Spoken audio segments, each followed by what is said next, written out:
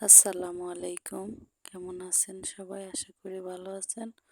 আমি আলহামদুলিল্লাহ আল্লাহর অশেষ রহমতে অনেক ভালো আছি। আজকে আমি কাঁঠালের বীজ দিয়ে একটা বড়া তৈরি করে দেখাবো। আশা করি আপনাদের ভালো লাগবে।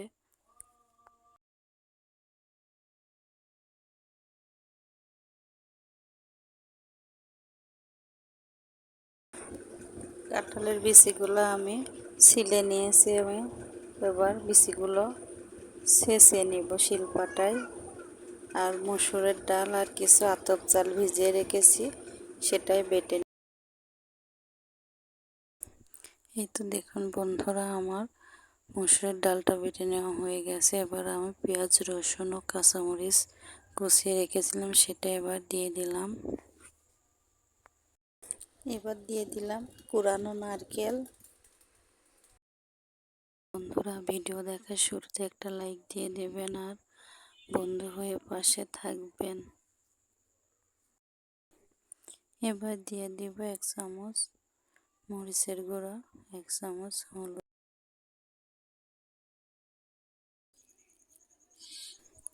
পরিমাণ মতো লবণ দিয়ে সুন্দর করে মাখিয়ে নেব।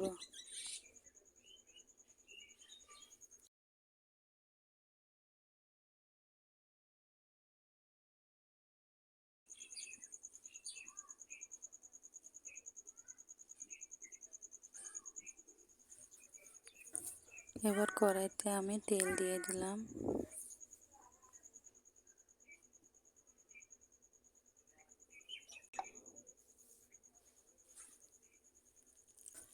তেলটা গরম হয়ে গেছে, এবার আমি বড়াগুলো ভেজে নেব।